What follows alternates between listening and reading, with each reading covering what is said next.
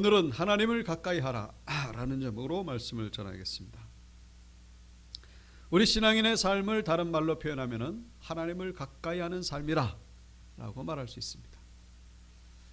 우리가 예수를 믿기 전에는 하나님과의 거리가 너무나 멀었죠. 아니면 하나님과 그 사이에 담이 있어가지고 완전히 단절된 그런 상태였습니다. 그래서 성경은 에베소에서 이렇게 표현하고 있죠. 이제는 멀리 있던 너희가 그리스도 예수 안에서 그리스도의 피로 가까워졌느니라. 그전에는 하나님과의 거리가 뭐 들리지도 않고 보이지도 않고 뭐 존재가 있는지도 몰랐는데 예수님의 피로 인하여 이제는 가까워졌다라고 말씀하고 있습니다. 근데 여기서 한 가지 기억하실 것은 사람마다 그 하나님과의 거리가 다르다는 것이죠. 어떤 사람은 하나님과 거리가 참 가까운데 어떤 사람은 거리가 여전히 옛날보다는 좀 가까워졌습니다만 여전히 하나님이 보이지도 않고 들리지도 않고 하나님을 느끼질 못하는 그런 상태인 것을 우리가 여기서 기억하셔야 된다는 것이죠. 가까웠는데 멀어진 분들도 있고 멀어졌는데 도리어 가까워진 분들도 있고 시편 73편에 말씀하고 있죠. 무릇 주를 멀리하는 자는 망하리니 음녀같이 주를 떠난 자는 주께서 다 멸하셨나이다. 하나님께 가까이함이 내게 복이라. 내가 주 여호와를 나의 피난처로 삼아 주의 모든 행적을 전파하리이다. 주를 멀리한다는 건 뭡니까? 하나님과 정상적인 관계 없는데 뭐 어떤 이유로 인해 가지고 하나님과 멀어졌다 그런 얘기죠. 그런 자는 망하게 된다라고 성경이 말씀하고 있죠. 하지만 하나님께 가까이함이 내게 복이라 라고 말씀하고 있습니다. 요한복음 15장에서도 포도나무의 비유를 통하여 우리에게 말씀하고 있죠. 나는 포도나무여 너희는 가지라. 그가 내 안에 내가 그 안에 거하면 사람이 열매를 많이 맺나니 나를 떠나서는 너희가 아무것도 할 수 없습니다. 하나님과 멀어지면 아무것도 뭐 하는 것 같은데 결국 남는 게 없다 그런 얘기죠. 사람이 내 안에 거하지 않으면 가지처럼 밖에 버려져 마르나니 하나님과 우리와의 관계가 마치 포도나무 원줄기와 그 가지와 같다라고 말씀하고 있죠. 이 가지가 원줄기에서 벗어나면은 얼마 동안은 혼자서 살아갑니다. 그러나 시간이 지나면서 시들시들해지고 말라져 버리고 결국에는 사람들이 그 떨어진 가지를 불에다가 던지는 것처럼 그 결과가 우리 인생도 그렇게 된다는 것을 말씀하고 있는 것이죠. 하나님과의 거리. 오늘은 조금 날이 추워진 것 같습니다만 저기 모스크바나 그 북유럽 도시들은 뭐 영하 30도 40도 그렇게 내려갔다고 합니다.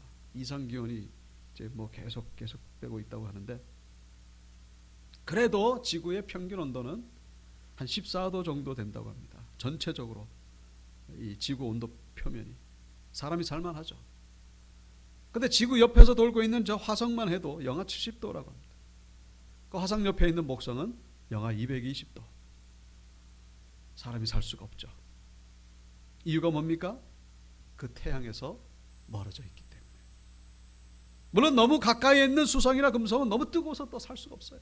아주 지구는 적당한 거리에 영상 14도. 하나님과의 거리도 마찬가지입니다. 우리 인생의 영혼의 태양이 되신 하나님과의 거리가 너무 가까워도 안 되죠. 왜냐하면 하나님은 너무 거룩하신 분이시기 때문에. 우리는 예수님을 통하여 하나님을 만날 수가 있습니다. 너무 가까운 것도 문제지만 너무 먼 것도 저 화성이나 목성처럼 그렇게 인생이 추워지게 된다라는 사실. 말하기는 우리 온유교회 성도님들 예수 그리스도로 인하여 하나님과의 그 정상적인 거리를 늘 유지하시는 그런 성도님들 되시기를 축복합니다. 하나님을 가까이 할 때에 모든 축복이 하나님으로부터 임하게 되기 때문에 멀어지면 안 되는 거예요. 오늘 우리가 읽은 본문 1절부터 10절까지 봤습니다만은 그 말씀의 제목은 8절에 나오죠.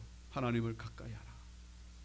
근데 사실 1절부터 10절까지 말씀은 다 한 가지 주제로 우리가 묵상할 수 있습니다. 하나님을 가까이 하는 삶. 그래서 전반부는 하나님을 가까이 하는 데 있어 가지고 방해가 되는 요소들을 말씀해 주고 있죠. 하나님과의 거리를 자꾸만 멀게 만드는 그런 요소들. 1절에 보면 정욕이 나옵니다. 이 다툼, 싸움. 그 싸움 결국 정욕으로부터 나온다. 2절에 그 욕심이죠. 욕심도 결국은 정욕에서부터 나오는 것입니다. 4절에 보시면 세상과 벗이 되고자 하는 자는 하나님과 원수가 되는 것이다.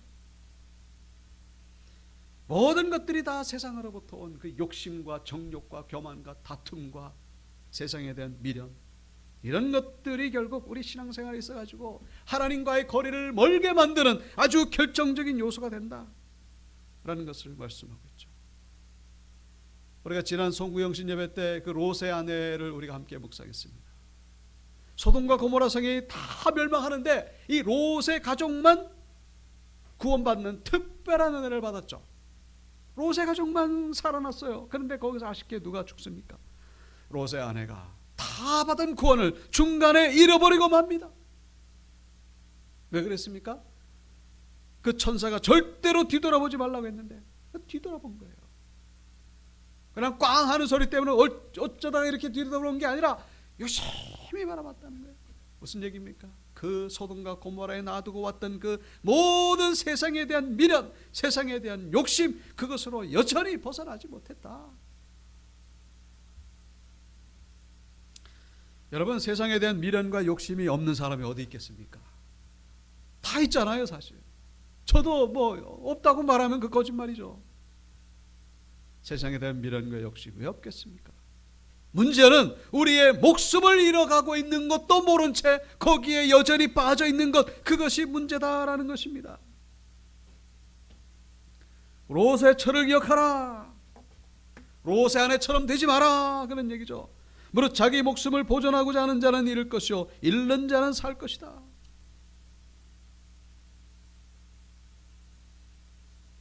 여기서 말하는 자기 목숨은 육신의 목숨이죠. 그러나 마가복음 8장 36절 사람이 만일 온천 하나를 얻고도 자기 목숨을 잃으면 무엇이 유익하리요? 여기서 말하는 목숨은 바로 영원한 생명이죠. 자기 영원한 생명이 죽어가고 있는 것도 모른 채 세상에 매여가지고 세상에 빠져 있는 것, 그게 바로 롯의 아내와 같은 모습이다. 그렇게 되면 결국 죽게 된다라는 것이죠. 여러분, 세상이 아무리 소중해도 그 세상을 얻는 과정에서 우리의 영의 생명이 죽어간다라는 것을 성경은 말씀하고 있습니다. 영의 생명이 죽어가는 채 세상에 빠지지 마라, 그런 얘기죠. 목숨보다 더 귀한 것이 어디 있느냐? 롯의 아내는 자기 목숨이 죽어가는지도 모르고 그냥 골똘히 쳐다보다가 소금기둥이 되고 말았습니다.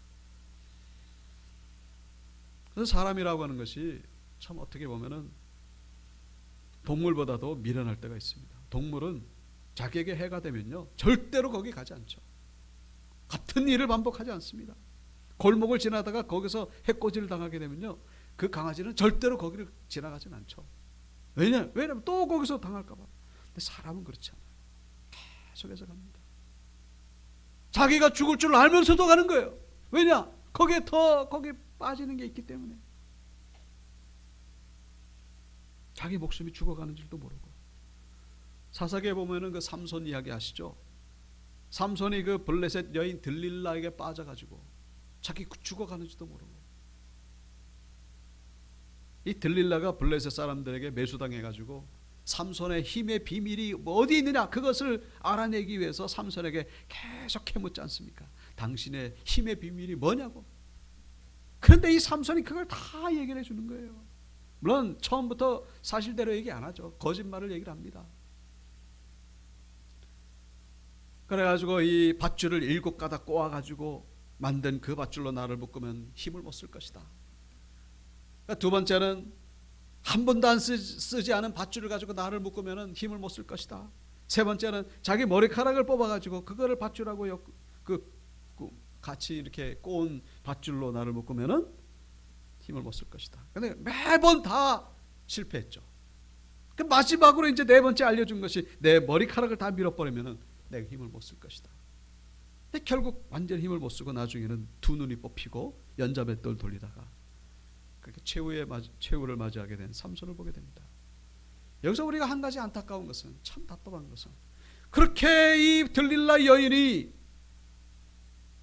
그 네 번씩이나 알려줄 정도로 그 블레셋 군인들이 네 번씩이나 그렇게 잡으려다가 실패하거든요. 그러면 진작에 알았어야죠. 아, 이 여인이 지금 나를 죽이려고 하는구나. 이 여인이 지금 블레셋과 한편이 돼가지고 언젠가는 반드시 나를 죽이려고 하는구나. 그것을 아마 알았을 겁니다. 삼손도 알았지만은 여기서 못 빠져나오는 거예요. 그 들릴라라고 하는 그 여인에게 빠져가지고 그게 참 미련한 것이죠. 그 몰랐다면 그 제정신이 아니고, 알았음에도 못 빠져나왔으니까 그래도 그게 제정신이 아니죠. 이 사람이 그렇다는 거예요. 그 들릴라라고 하는 거, 그게 이제 삼손에게는 그 들릴라가 세상이었죠. 세상을 얻기 위해서 자기 목숨이 죽어가는 줄도 모르고 거기에 매여 있는 그런 미련하고 어리석은 모습이 우리 모든 사람들에게 있다라는 사실을 성경은 말씀해 주고 있는 것이죠. 삼손의 모습은 혹시 나의 모습은 아닐까? 하나님과의 거리가 지금 멀어져 가고 있음에도 불구하고, 그래서 내 영혼이 지금 죽어가고 있음에도 불구하고 여전히 놓지 못하고 거기에 묶여서 속박된 채, 그 중독이라는 단어를 쓰잖아요. 쇼핑 중독, 뭐 도박 중독, 알코올 중독, 뭐 성 중독, 이러면 안 되는데 그러면서도 거기 빠져나오지 못하는 게임 중독. 사랑하는 성도 여러분, 우리의 의지로 되는 것이 아니라 성령님을 의지하는 가운데, 하나님을 의지하는 가운데에 자유함을 얻게 된다는 사실 기억하시고, 올 한 해는 이 모든 속박으로부터 벗어나서 하나님께로 가까이 나가시는 성도 여러분들 되시길 주의 이름으로 축원드립니다. 하나님과의 거리를 멀게 만드는 것들 얼마나 많은지 모릅니다.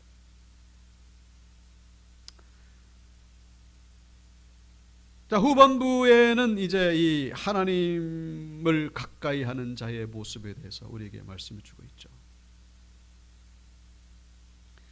여기 6절에 보시면은 겸손한 자에게 은혜를 주신다. 겸손한 자.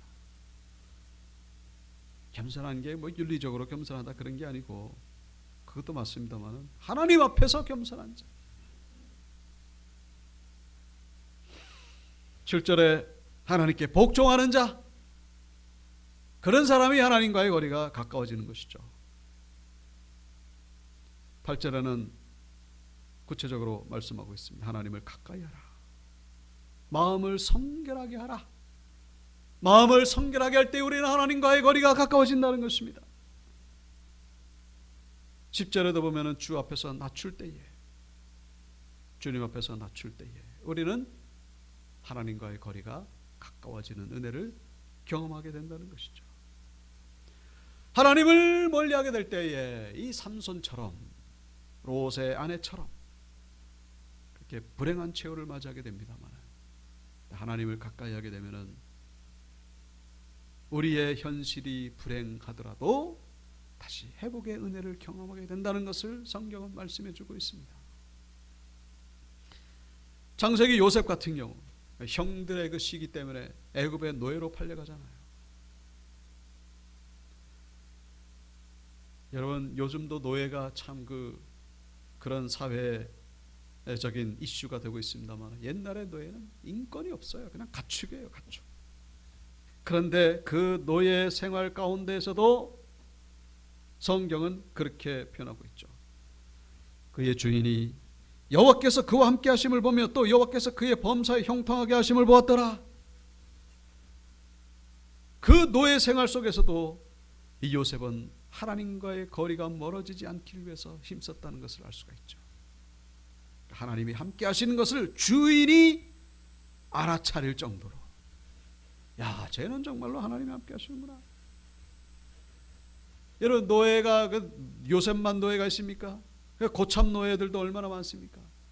고참 노예들 사이에서 군대도 그렇게 힘듭니다만 요즘 좀 덜 힘들긴 하겠죠. 그 속에서도 여전히 신앙을 잃지 아니하고 하나님과의 거리를 놓지 않으려고 애쓰는 가운데에 결국 모든 그 집안의 관리를 다 요셉에게 맡기는 그런 은혜를 요셉이 경험하고 나중에는 애굽의 국무총리까지 올라가게 되는 은혜를 우리에게 보여주고 있습니다. 이 은혜가 어디에서 오는 것입니까? 하나님을 가까이 하는 자에게 주어지는 은혜라는 사실. 우리에게도 그런 은혜가 임하게 될 주 이름으로 축원드립니다. 노예와 같은 삶이라 할지라도 하나님을 놓지 않을 때 금세기의 최고의 5명의 영웅 가운데 한 사람으로 불리우는 어니스트 셰클턴이라고 하는 영국의 탐험가가 있습니다. 남극 탐험했던 분이죠. 그런데 이 원하던 목적을 이루지 못하고 실패했습니다. 사실은. 그런데 이 사람에게 붙는 별명이 위대한 실패자라는 거예요. 미션은 성공하지 못했습니다만은 그 실패하는 가운데서 보여주는 그 모습들이 너무나 위대했다. 성공한 사람보다도 더 칭송을 받는 사람이 바로 셰클턴이에요. 이때가 1900년대 초인데 그 열강들마다 그때 이제 그 교통이 발달하고 이렇게 통신이 발달하는 바람에 이 세계를 탐험하는 게 아주 경쟁적으로 불이 붙었습니다. 그 불이 붙은 것 가운데 하나가 바로 남극점을 누가 먼저 거기다 깃발을 꽂느냐. 영국과 노르웨이가 막 경쟁을 하다가 노르웨이가 이겼어요. 노르웨이가 아문센이라고 하는 사람이 먼저 깃발을 딱 꽂았죠. 그래가지고 영국이 이제 명예를 회복하기 위해서 다른 분야에서 이제 도전을 했는데 그게 뭐냐면 남극점은 노르웨이에서 찍었지만은 남극을 대륙을 횡단하는 거를 누가 먼저 성공하느냐. 그래가지고 사람들을 불러 모아가지고 뽑힌 사람들이 저기 사진에 보이는 27명. 그 모집 대원 가운데에 사진사가 있어가지고 저 사진을 다 찍었습니다. 그 책으로 나온 건데 왼쪽에 있는 분이 바로 그 대장이죠. 어니스트 셰클턴. 그러니까 영국에서 이제 오른쪽에 보이는 배를 타고 인듀어런스, 그 인내라는 그런 뜻이죠. 그런 배를 타고 이제 영국에서 출발해가지고 남극에 도착하기도 전에 이 부빙들이 얼마나 많은지 떠다니는 거대한 얼음덩어리죠. 거기에 갇혔어요. 꼼짝을 못합니다. 오도 가도 못하고 그리고 얼음이 막 굳기 시작합니다. 굳으면서 얼음이 부피가 커지니까 이 배를 막 압력을 가합니다. 배가 터지고 그럼 나중에는 저게 완전히 난파가 되고 물속으로 가라앉게 됩니다. 그러니까 셰클턴까지 28명이 거기 남아가지고 뭐 이제는 목적 달성은 둘째고 이제는 어떻게 살아 돌아가느냐 그것이 문제예요. 어떻게 살아 돌아가느냐. 결론적으로 말씀드린다면 천신만고 끝에 우여곡절 끝에 634일 만에 2년이 넘게 그 아무것도 없는 그 30도 영하 50도 되는데 거기 얼음 빙판 위에서 2년 넘게 한 사람도 죽지 아니하고 다시 고향으로 돌아갈 수가 있게 됐습니다. 근데 이제 이 사건이 왜 이렇게 중요하냐면 1년 전에 비슷한 사건이 캐나다에서 있었습니다.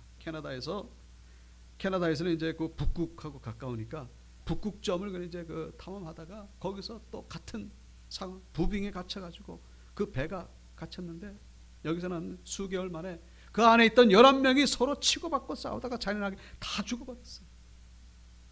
그 11명이 다 죽은 거에 비해서는 28명이 한 사람도 죽지 않고 2년 만에 다 살아온 것이 너무나 대조적인 거예요. 어떻게 그렇게 살아 돌아올 수 있냐. 그래가지고 그 탐험에 성공한 사람보다도 더 위대한 사람으로. 그래가지고 이제 그때 썼던 일기들이 대원들도 쓰고 저 대장도 쓰고 그 일기들을 이제 종합해가지고 책으로 나온 걸 보니까 이건 뭐 너무나 놀라운 거예요. 근데 그때 이제 이 셰클턴이 그런 고백을 한 내용이 기록되어 있습니다. 이 글자가 작아졌네요. 당시 일을 생각하면 오직 하나님의 보호와 인도에 의한 것이라고 말할 수밖에 없습니다. 당시 구조를 요청하러 간 사람은 3명이었는데 자꾸 4명이라는 생각이 들었습니다. 그러나 누구에게도 말하지 않았습니다. 그런데 부하 중 위슬리가 대장님, 구조를 요청하러 가는 도중 이상한 느낌이 들었습니다. 그것은 우리 안에 또 한 분이 확실히 계시다는 것이었습니다. 라고 말하는 것이었습니다. 나는 위슬리의 고백을 통해 나의 느낌이 명백한 사실임을 깨달았습니다. 당시 확실히 보이지 않는 하나님께서 우리들과 함께 계셨습니다. 그가 친히 우리를 안내하시고 우리를 실족치 아니하도록 안전한 곳으로 인도하여 주셨습니다. 28명이 2년 동안 그 무서운 추위 속에서 살아남을 수밖에 없었던 그 현장 중심에 셰클턴이 있었다는 것, 누구도 부인할 수가 없습니다. 근데 셰클턴이 어떻게 이런 지도력을 발휘할 수 있었느냐? 다른 게 아니라 바로 요셉처럼 하나님을 붙잡았기 때문이라는 것을 우리가 충분히 알 수가 있는 것이죠. 하나님을 붙잡은 그 무서운 얼음 속에서 인저런스 배는 완전히 물속으로 가라앉았죠. 이제는 허허벌판. 그래서 나중에 이제 이 셰클턴 대장이 그 정예형사 5명을 데리고 그 남극에 가까운 그 기지가 있습니다. 거기 가는데 무려 1,300km예요. 그 돛담배를 그 조그마한 걸 타고서 그 남극 바다가 얼마나 무섭습니까? 그걸 헤쳐가는 거예요. 그래 갔더니 그 섬에 도착했는데 이게 반대편에 도착하는 바람에, 그래서 거기서 이렇게 배를 타고 돌아가면 되는데 이 파도가 너무 무서우니까 그 산을 넘어가는 거예요. 산을 넘어가는데 이 5명 가운데 2명은 놔두고 3명만 그 기지로 그 산, 그 얼음이 덮인, 눈이 덮인 산을 가는데 그때의 고백을, 회상을 이 글로 쓴 거예요. 분명히 구조를 요청하러 간 사람은 3명이었는데 4명이라는 느낌이 자꾸 들었다. 근데 그 한 명이 누구냐 하는 것이죠. 근데 나만 느낀 것이 아니라 그 부하 중에 위슬리라고 하는 사람도 느꼈다는, 이래서 이 느낌이 이게 착각이 아니라는 걸 알게 됐다는 것이죠. 성경에 보면 다니엘의 세 친구, 풀무불 속에서 3명만 있었던 것이 아니라 1명도 함께 있었던 그분이 바로 예수 그리스도라는 것을 우리가 알 수가 있는 것이죠. 제가 이 책을 보면서 참 은혜를 받았습니다. 야, 우리 인생 정말로 내가 의지했던 그 배가 파손되었을 때, 허벌판 그 무서운 얼음, 그 남극 대륙 위에 혼자 남았을 때 어떻게 살아갈 것인가. 근데 내가 혼자가 아니라 나와 함께 하신 분이 함께 하실 때 나도 그렇게 성공적으로 돌아갈 수 있겠구나. 여러분, 우리가 의지했던 것이 없어졌습니까? 그것이 우리의 재산이 될 수가 있고 우리의 건강이 될 수가 있고 완전히 얼음 부빙에 갇혀가지고 꼼짝 못하는 그런 경우가 있습니까? 그럼에도 불구하고 소망을 가질 수 있는 것은 하나님, 이 셰클턴과 함께 하셨던 하나님이 우리와 함께 하시기 때문이라는 사실 믿고 돌아가시고 다시 한번 최후의 승리를 얻으시는 우리 성도님들 되시기를 주의 이름으로 축원드립니다. 하나님을 가까이 할 때 얼음 속에서도 살아남을 수 있다는 거예요. 그래서 하나님은 인격적인 분이십니다. 우리가 하나님을 가까이 하면 하나님이 우리와 가까이 해주신다라는 사실, 먼저 우리가 가까이 하기를 하나님은 원하십니다. 왜 하나님 나를 안 도우시냐고, 그 전에 내가 하나님께로 가까이 나아갔느냐를 한번 물어봐야 된다는 것이죠. 가만히 있으면서 아무런 노력도 하지 아니하고 애를 쓰라고 했거든요. 힘을 쓰라고 했거든요. 피를 흘리기까지 싸우라고 했거든요. 성경은 좀 힘 좀 써라. 이사야 55장 6절, 너희는 여호와를 만나면 때 찾으라, 그를 부르라. 먼저 하나님 우리에게 오시기 전에 먼저 하나님을 찾고 부르라는 거예요. 내 안에 거하라. 먼저 주님 안에 거하라는 거예요. 그러면은 나도 너희 안에 거하리라. 너희가 내 안에 거하고 내 말이 너희 안에 거하면 무엇이든지 원하는 대로 구하라. 그리하면 이루리라. 먼저 거하기를 원하신다는 거예요. 먼저 찾고 먼저 구하라는 길을 원하신다는 사실. 한 번 더 소개를 드립니다. 심재수라는 장로님이 계십니다. 그 ATM 현금 지급기 이 관련된 그런 일을 하시는 분이신데 우리 1990년 초에 아주 잘 나갔습니다. 그때 이제 막 이제 ATM기가 이제 들어오던 그런 시기였는데 그때 그 한 대당 요즘은 좀 가격이 내렸습니다만 1,000만 원, 2,000만 원 한 거를 수백 대 팔 정도로 그 회사 대표는 아닙니다만은 회사 임원이었죠. 그렇게 잘 나가던 분이었는데 97년에 IMF 터지는 바람에 완전히 이 회사가 부도가 나게 됐습니다. 그렇게 잘 나가던 회사도 그냥 한순간에 그냥 급전직하로. 이게 회사 임원이다 보니까 회사를 살리기 위해서 집도 이제 대출 받아가지고 이렇게 회사에다가 냈는데 회사가 뭐 넘어가니까 뭐 집안에도 딱지가 붙기 시작한 거예요. 완전히 절망의 위기에 빠졌죠. 근데 이제 이 아내분이 교회를 다니십니다. 그 아내분하고 같이 찾은 곳이 어디냐? 바로 무당집이었어요. 저 일산에 가면 용한 무당이 있다고 하는데 그 무당한테 찾아가면 뭔가 길이 있겠거니. 무당집에 들어가기 직전에 차마 들어가질 못하는 거예요.